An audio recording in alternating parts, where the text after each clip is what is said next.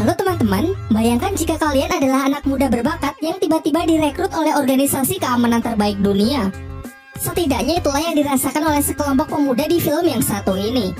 Dalam series yang berjudul Hot Girls, meski judulnya sedikit mengarah ke sana, tapi series ini bukanlah film dewasa. Benang merahnya menceritakan mengenai sekelompok anak muda yang tengah dalam masa pencarian jati diri direkrut oleh sebuah organisasi pencari bakat untuk dilatih dan dijadikan sebagai pengawal profesional. Rilis di tahun 2015, dibintangi oleh Dilraba Dilmurad, Kylie Mas, Soubing, dan sejumlah nama besar lainnya. Sebelum masuk ke pembahasan, saya mengingatkan spoiler warning bagi kalian yang belum pernah menonton series ini. Ya, meskipun sudah 6 tahun yang lalu semenjak perilisannya dan pernah sangat viral di TikTok. Baiklah, tanpa berlama-lama lagi, mari kita langsung saja membahas plot ceritanya. Jadi ceritanya gini, di suatu pantai terlihat beberapa anak muda yang tengah berselisih. Di pihak cowok ada Liang Dawei, sementara di pihak cewek ada yang bernama Emma. Mereka sama-sama tergabung di sebuah klub pemuda di kotanya. Di sini Dawei bersikeras ingin menjadi ketua, sementara Emma yang tidak setuju dengan keputusan tersebut meminta Dawei untuk mengalahkan temannya terlebih dahulu yang bernama Guan Xiaodi. Namun masalahnya setelah cukup lama menunggu, Guan Xiaodi belum kelihatan batang hidungnya. Di waktu yang bersamaan ternyata Guan Xiaodi sedang sibuk menerima tantangan dari seseorang untuk Baiwan. Wanita yang menjadi lawannya ini bernama Sanyang.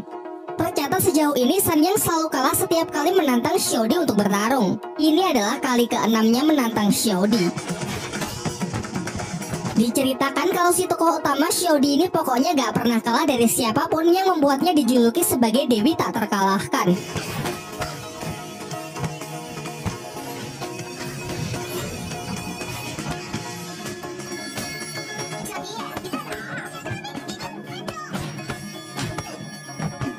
Tapi sebelum ada yang menang, pertarungan mereka terhenti karena Xiaodi ingat kalau ia masih punya janji dengan teman-temannya. Ia pun bergegas mengayuh sepedanya untuk pergi ke lokasi yang sudah dijanjikan. Singkat cerita, sampailah ia di pesisir untuk menerima tantangan dari Dawei guna memutuskan siapa yang layak menjadi bosnya. Disepakati pertandingan kali ini adalah balapan jet ski untuk mengambil sebuah kaleng di tengah laut. Pertandingan berlangsung sangat sengit sampai Guan Xiaodi menyapu lintasan Dawei yang membuatnya terjatuh dari jet ski.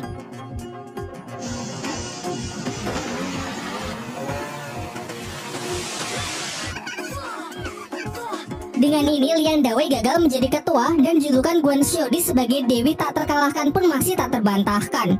Ternyata secara diam-diam mereka diamati oleh seorang agen pencari bakat untuk direkrut masuk ke dalam sebuah akademi pengawal profesional bernama LHSD.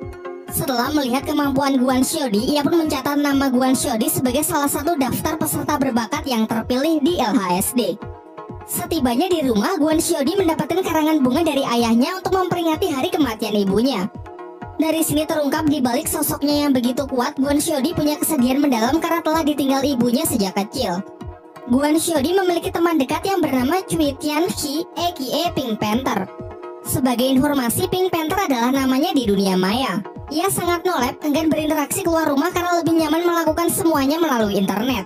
Meskipun begitu, Pink Panther merupakan ahli IT. Dari pro player bermain game sampai melakukan peretasan sudah menjadi keahliannya.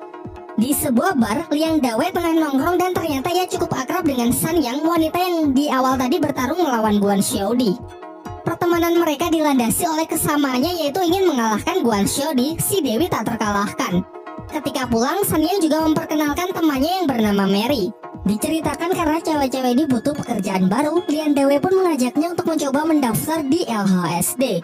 Yaitu sebuah perusahaan yang mempekerjakan seseorang menjadi pengawal profesional. Kebetulan bulan depan pendaftaran akademinya akan segera dibuka. Setelah mereka berpisah, Liang Dawei menelpon Guan Xiaodi untuk kembali menantangnya besok siang. Besoknya, Guan Xiaodi datang ke sebuah mall, di mana Liang Dawei sudah menunggunya. Naiklah mereka ke lantai atas. Ketika sedang naik lift, mereka sempat bertemu dengan seorang gadis kecil bersama ibunya. Ternyata di sini Liang Dawei menantang Xiaodi dalam sebuah permainan biliar. Di luar dugaannya, ternyata Xiaodi juga sangat jago dalam permainan tersebut. Setelah cukup bosan bermain karena sulit menentukan pemenangnya, mereka pun mengakhiri pertandingan tersebut. Setelah keluar dari lift, Dawei melihat kalau gadis kecil yang ia lihat sebelumnya saat ini bersama abang-abang yang misterius. Ia lalu mengajak Guan Xiaodi untuk melakukan pengejaran karena yakin ini pasti adalah tindak penculikan. Tanpa mereka sadari, dari belakang mereka juga diikuti oleh bapak-bapak berjas rapi. Dalam pengejaran mereka, Dawei berusaha menghentikan mobil si penculik yang membuat si penculik kehilangan fokus dan akhirnya mobilnya mengalami kecelakaan. Keadaan semakin diperparah dengan tangki bensin bocor yang memicu kobaran api. Guan Xiaodi mencoba masuk dan berhasil menyelamatkan si gadis kecil. Tetapi saat akan keluar kakinya malah tersangkut. Sementara Lian Dawei yang ingin menolongnya ragu dan takut karena kobaran api yang membara begitu besar. Beruntung bapak-bapak berjas yang sebelumnya mengikuti mereka langsung menghandle insiden tersebut dan berhasil mengeluarkan Guan Xiaodi sebelum mobil tersebut meledak. Dari sini terungkap bahwa ternyata bapak-bapak ini adalah ayah dari Lian Dawei yang juga merupakan founder di perusahaannya yakni LHSD. Sementara itu di tempat lain terlihat ayah Guan Xiaodi sedang berbicara dengan seorang dokter yang memvonisnya mengalami tumor otak yang sudah cukup parah sehingga segera perlu dioperasi. Namun ayah Xiaodi nampak masih ragu karena keberhasilan dari operasi tersebut hanyalah 5% dan jika sampai gagal maka ia bisa meninggal. Di malam harinya ketika sudah berada di rumah, sang ayah memasakkan berbagai macam hidangan lezat kepada Guan Xiaodi dengan memasang wajah gembira. Tentunya ia tak ingin putri kesayangannya tahu mengenai penyakit yang ia derita karena menurutnya bisa membuat Guan Xiaodi akan sangat sedih. Terlebih lagi ia sudah kehilangan sosok sang ibu sejak kecil. Setelah memberikan wejangan ala bapak-bapak, dilanjutkan dengan latihan fisik yang menjadi hobi favoritnya. Scene beralih di sebuah bar memperlihatkan Emma dan beberapa teman Guan Xiaodi lainnya yang tengah menggoda seorang laki-laki bernama Juliang yang diceritakan menyukai Xiaodi namun menutup-nutupinya.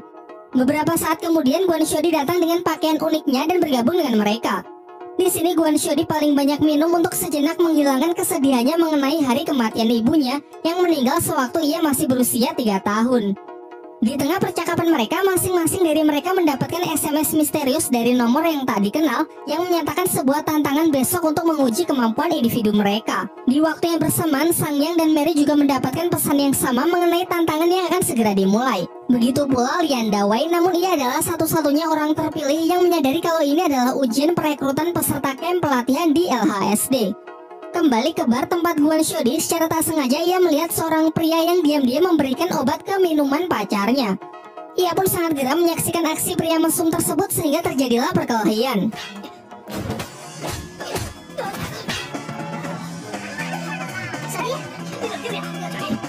Keributan tersebut akhirnya berhenti ketika polisi datang dan Xiaodi pun justru yang dibawa ke kantor karena dinilai menjadi pemicu kerusuhan tersebut. Singkat cerita, sang ayah pun datang untuk membawanya pulang dan mulai merasa sedih sekaligus khawatir dengan putrinya yang hobi berkelahi sembarangan serta mabuk-mabukan. Karena takut kalau putri kesayangannya akan salah arah di masa-masa sulitnya, ia pun menerima tawaran dari pihak LHSD yang ternyata menghubunginya terlebih dahulu untuk memasukkan Guan Xiaodi ke kamp pelatihan. Tentu hal ini agar bakat dan hobi berkelahi putrinya tersebut bisa tersalurkan secara tepat. Keesokan harinya, tantangan pertama pun dimulai. Pelatih LHSD yang bernama Liusa menguji mereka semua secara individu sesuai kemampuan terbaik di bidang mereka masing-masing. Yang pertama adalah Emma, pemilik hobi panjat tebing dan pemegang rekor nomor 1 di cabang olahraga tersebut.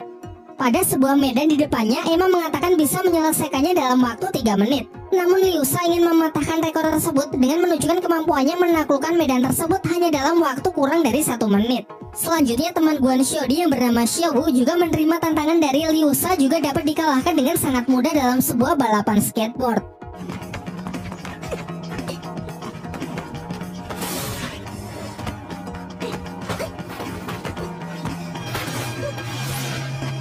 Di lain waktu, Juliang yang memiliki kemampuan parkour terbaik juga dapat ditaklukkan oleh pelatih Liusa. Terbukti ia dapat mencapai garis finish jauh lebih cepat dan langsung melemparkan tantangannya kepada Guan Xiaodi untuk menghancurkan gelarnya sebagai Dewi tak terkalahkan. Kemudian mereka memperingatkan Guan Xiaodi agar tidak perlu menerima tantangan dari wanita aneh itu karena sangat disayangkan jika harus kehilangan gelar Dewi tak terkalahkannya. Namun jelas Guan Xiaodi tak akan lari dan siap menerima tantangan tersebut. Singkat cerita, besoknya pertandingan pun dimulai. Mereka berdua sudah naik ke arena yang dimeriahkan dengan teriakan teman-teman Guan Xiaodi yang memberikan semangat dan dukungan. Begitu pula dengan Pink Panther yang menyaksikan pertandingan tersebut melalui CCTV. Dengan masih penuh percaya diri, Guan Xiaodi pun maju untuk memulai pertarungan dengan berbagai macam serangan beruntun. Namun sayangnya serangan-serangan yang ia lancarkan dapat ditangkis cukup mudah oleh lawannya. Bahkan tak cuma itu, begitu melihat celah, pelatih Liusa langsung membalasnya dengan serangan telak yang membuat teman-temannya mulai cemas. Tak ingin mengecewakan teman-teman yang telah mendukungnya, ia pun kembali maju, namun kali ini serangannya tak lebih baik dari sebelumnya karena mungkin mentalnya sudah kena. Pukulan yang terkesan terburu-buru tak mengarah secara efektif sehingga pola serangan dari Guan Xiaodi dapat di-counter dengan gampangnya. Sampai akhirnya meskipun sudah mengerahkan seluruh tenaganya, pertarungan pun tetap dimenangkan oleh pelatih Liusa. Setelah pertarungan usai, Pink Panther yang penasaran dengan monster yang telah mengalahkan Guan Xiaodi mencoba mencarinya di internet, namun ia tak menemukan apapun. Di malam harinya, Pink Panther menerima sebuah telepon misterius yang mengatakan kalau dirinya juga terpilih untuk mengikuti camp pelatihan bersama Guan Xiaodi dan yang lainnya. Singkat cerita, setelah sekian purnama, akhirnya Pink Panther pun keluar dari rumah untuk datang menemui Guan Xiaodi dan menceritakan mengenai organisasi LHSD yang ingin merekrutnya dalam camp pelatihan. Lalu Guan Xiaodi memberitahukan mengenai kertas aneh yang ia dapat dari pelatih Liusa setelah ia dikalahkan. Keesokan harinya, Lian Dawei menemui Guan Xiaodi. Bukan untuk mengejek Xiaodi yang tengah down karena telah kehilangan gelar Dewi tak terkalahkannya, namun sebenarnya Dawei memiliki niat baik untuk mengembalikan semangat dari rivalnya tersebut. Ia pun mengajaknya bertanding dengan menarik kertas di bawah botol tanpa mengangkat dan menjatuhkan botolnya. Dengan sedikit trik memanfaatkan getaran meja, Dawei pun akhirnya bisa mengalahkan Guan Xiaodi dalam pertandingan kecil tersebut.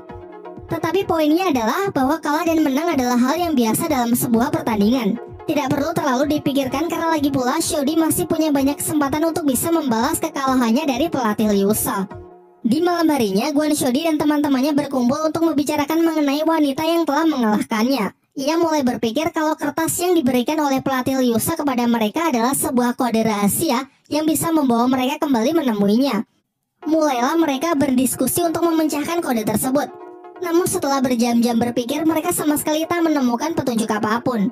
Sampai ketika Juliang memesan berbagai macam makanan secara online, Xiaodi mulai kepikiran kalau mungkin huruf-huruf tersebut adalah semacam alamat website. Dan benar saja terlihat di sana ada 3 huruf W. Dengan mengandalkan kemampuan hacker dari Pink Panther, mereka pun berhasil memasuki website dari LHSD dan langsung disambut oleh pelatih Liusa untuk memberikan ujian tahap berikutnya. Mereka pun setuju untuk mengikutinya dengan semangat ingin membalas kekalahan mereka sebelumnya. Setelah mengkonfirmasi kalau mereka telah setuju untuk mengetahui ujian apa di tahap selanjutnya, mereka harus bisa menerobos sistem keamanan dari LHSD. Sebagai satu-satunya ahli IT, tugas ini pun diserahkan kepada Pink Panther. Diberikan kesempatan 10 kali untuk menerobos sistem dan Pink Panther sudah gagal sebanyak 9 kali. Sampai di percobaan terakhir, akhirnya mereka pun berhasil melakukannya. Singkat cerita, akhirnya mereka bertiga, yaitu Guan Xiaodi, Juliang, dan Pink Panther diberitahu kalau ujian selanjutnya adalah melindungi sebuah koper milik seorang bapak-bapak bernama Qin Shiking selama 24 jam. Namun informasi yang diberikan pelatih Liusa tidak lengkap, karena mereka tidak diberitahu apakah isi koper itu dan siapakah lawan mereka yang akan berusaha mencuri koper.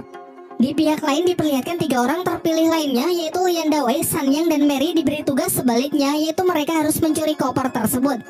Namun mereka juga tidak diberitahu apa isi koper dan siapa yang akan bertindak melindungi koper. Besoknya bersama Pink Panther, Guan Xiaodi menunggu Chen Xixing si pembawa koper di bandara. Namun sebelum ia sempat menemuinya, ia melihat bahwa targetnya langsung disambut oleh taksi yang terlihat sangat mencurigakan. Xiaodi pun bertindak cepat dengan mengambil alih taksi tersebut agar targetnya bisa diamankan. Dan benar saja, ternyata sopir dari taksi itu adalah San yang sedang menjalankan rencananya untuk mencuri koper. Karena merasa kesal rencananya telah rusak, San Yang pun menurunkan Guan Xiaodi dan mulai menjalankan rencana B. Sementara itu, target yang telah sampai di hotel langsung disambut dan diantarkan ke kamarnya oleh Dawei yang sedang menyamar sebagai resepsionis. Di saat memasuki lift, Pink Panther menyela di tengah-tengah mereka dengan penyamarannya sebagai pengunjung hotel yang menginap di kamar tepat di sebelah kamar dari target. Meskipun sejauh ini Lian Dawei dan Pink Panther belum pernah mengenal satu sama lain, tapi mereka langsung menyadari kalau mereka kini tengah bersaing. Setelah berpisah di lorong kamar, Pink Panther dengan device canggihnya meretas CCTV hotel agar bisa selalu memantau pergerakan dari targetnya. Tak lama setelah itu datanglah Guan Xiaodi bersama Juliang. Dari layar monitor mereka lalu melihat targetnya mulai bergerak meninggalkan kamarnya. Juliang pun dan Guan Xiaodi kemudian bergegas untuk mengikutinya. Sedangkan Pink Panther memanfaatkan kesempatan ini untuk menggeledah seisi kamar untuk mengamankan kopernya. Namun sebelum sempat masuk, tiba-tiba Lian Dawei datang dan langsung mengancamnya agar mau menurut.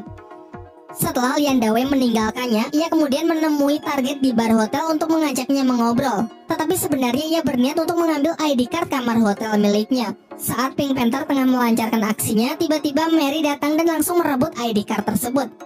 Setelah mendapatkan ID card kamar hotel, Mary sempat mengobrol sejenak dengan target untuk menghindari kecurigaan. Dirasa sudah aman, barulah ia kemudian bergegas pergi untuk mengambil koper. Akan tetapi sebelum sempat masuk, Kwon Shodi yang menyamar sebagai pelayan hotel datang mempergokinya. Terjadilah aksi kejar-kejaran untuk memperebutkan ID card tersebut. Namun ketika berlari menyusuri tangga, Kwon Shodi baru sadar bahwa mungkin ini hanyalah pengalih perhatian. Dan benar saja, Lian Dawei pun memanfaatkan situasi ini untuk masuk ke kamar hotel yang ternyata sudah sempat dibuka. Seisi kamar pun ia geledah sampai akhirnya ia berhasil menemukan koper yang diperebutkan.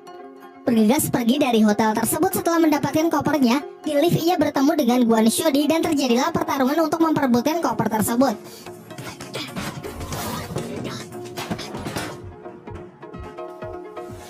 Namun lagi-lagi ini hanyalah pengalih perhatian karena ternyata kopernya tadi sudah sempat Dawei berikan kepada Sanyang. Dengan ini maka tim Lian Dawei lah yang sukses mendapatkan koper tersebut. Mereka lalu dengan bangga menyerahkannya kepada pelatih Liusa sebagai langkah akhir dari keberhasilan misi mereka. Namun sangat mengejutkan ketika tiba-tiba tim Kwon Shodi juga datang dengan membawa koper yang identik. Untuk membuktikan mana koper yang asli, koper Dawei pun dibuka, ternyata isinya kosong. Kita lalu diperlihatkan scene flashback ketika Pink Panther hendak mencuri ID card kamar hotel. Sebenarnya ia sudah menyalin semua data yang diperlukan menggunakan jam tangan canggih sebelum Mary sempat merebutnya. Lalu bersama Kwon Shodi, ia mendahului Mary pergi ke kamar target dan menukarkan koper yang asli dengan yang palsu. Akan tetapi ekspresinya langsung berubah ketika koper tim Kwon Shodi dibuka, isinya juga kosong. Tak lama setelah itu datanglah target dengan membawa koper yang asli. Kemudian diceritakanlah, yaitu saat Kwon Shodi merebut taksinya di bandara, tidak ada lagi yang mengawasi koper yang ia bawa. Kesempatan inilah yang dimanfaatkan oleh seseorang yang menukarkan koper tersebut dengan yang palsu, sehingga sejak awal sebenarnya mereka hanya berlomba memperebutkan koper kosong. Pelatih Liusa lalu menjelaskan bahwa keberhasilan dari ujian ini bukanlah syarat untuk bisa masuk ke camp pelatihan LHSD, melainkan hanya untuk menunjukkan bahwa mereka ini masih sangat lemah. Singkat cerita, mereka semua pun diajak pergi ke kantor LHSD untuk bertemu dengan pemimpin dari organisasi tersebut. Nah, dari 4 episode pertama yang telah kita ulas di series ini memang masih belum memperlihatkan masalah utama yang akan dihadapi, dan hanya masih berfokus pada penjabaran premis yang diangkat serta pengenalan dari para karakter yang dibungkus dengan rapi, fresh, dan menyenangkan. Sekarang saatnya saya akan membahas hal-hal menarik, memberikan pendapat serta sedikit penilaian pribadi mengenai series ini. Dimulai dari pengenalan sang karakter utama, yaitu Kwon Shodi yang digambarkan di awal sebagai gadis kuat, ahli bela diri, serta bermental baja. Sampai-sampai ia mendapatkan julukan sebagai Dewi tak terkalahkan, karena selalu menjadi yang paling unggul bahkan di antara para laki-laki. Namun di balik kisah heroik dan cerita-cerita hebat yang selalu digemakan oleh teman-temannya, ia memiliki sisi rapuh pasca kematian ibunya saat ia masih kecil. Meskipun begitu, karakter ini tak pernah menunjukkan kesedihannya di hadapan teman-temannya dan selalu ingin terlihat kuat. Selanjutnya, karakter yang tak kalah penting adalah Lian Dawei. Di awal ia digambarkan sebagai laki-laki yang keras kepala yang selalu berambisi ingin mengalahkan Kwon Shodi. Selain diperlihatkan sebagai sosok yang paling keras menentang Kwon Shodi, sebenarnya ini merupakan cara unik bagaimana karakter ini mengartikan sebuah persahabatan. Ketika Kwon Shodi belum sepenuhnya pulih dari kesedihan meratapi hari kematian dari ibunya, mentalnya kembali jatuh setelah ia dikalahkan pelatih Liusa di bidang terbaiknya dan seakan-akan menginjak-injak gelarnya sebagai Dewi tak terkalahkan. Kehadiran dari Lian Dawei yang sanggup mengembalikan semangatnya. Ia juga menggunakan cara yang terbilang unik dan cerdas, yaitu menggunakan sebuah permainan sederhana untuk menyampaikan pesan bahwa kalah dan menang adalah hal yang biasa. Adegan ketika pelatih Liusa dengan sangat mudah mengalahkan satu persatu Shodi dan teman-temannya di bidang terbaik mereka juga merupakan salah satu adegan terbaik setidaknya menurut saya pribadi. Apalagi cara perekrutan para remaja berbakat di sini bisa dibilang anti mainstream, yaitu bukan menjadikan tes sebagai persyaratan untuk bisa lolos menjadi yang terpilih, melainkan hanya untuk menunjukkan bahwa mereka masih sangat lemah sehingga perlu mendapatkan pelatihan. Tentu saja sebelum tantangan diberikan, anak-anak ini sudah cukup banyak disoroti sampai dinyatakan layak dan terpilih. Kecuali Cui Tan Hye Kie Pink Panther, ia menjadi orang terpilih setelah menunjukkan kemampuan hackernya yang sanggup meretas sistem keamanan jaringan LHSD saat berusaha mencari informasi mengenai wanita yang telah mengalahkan Kwon Shodi. Ia juga merupakan tokoh yang unik di mana dalam banyak film hacker sering digambarkan sebagai sosok pendiam, misterius, dan kebanyakan laki-laki. Namun di series ini sosok hacker diisi oleh gadis imut ceria yang cukup pandai bersosialisasi dengan orang-orang baru. Beberapa karakter lain seperti Sanyang, Mary, dan Juliang masih belum mendapatkan cukup porsi untuk bisa diulas di video kali ini. LHSD sendiri adalah kependekan dari Lie Huo Sendun yang bermakna pelindung api. yaitu sebuah perusahaan di bidang keamanan atau penyewaan pengawal profesional. Meskipun nama tersebut fiktif, faktanya eksistensi dari perusahaan serupa memang benar-benar ada di kehidupan nyata, terutama banyak dijumpai di negara-negara maju. Sekolahnya pun juga ada yang meluluskan para pengawal profesional bersertifikat, meski sistem perekrutannya jelas bukan seperti apa yang ditampilkan di series ini. Jadi mungkin itu saja yang bisa saya bahas dalam video kali ini. Kalau kalian punya pendapat lain mengenai series ini, jangan ragu mengukirnya di kolom komentar ya.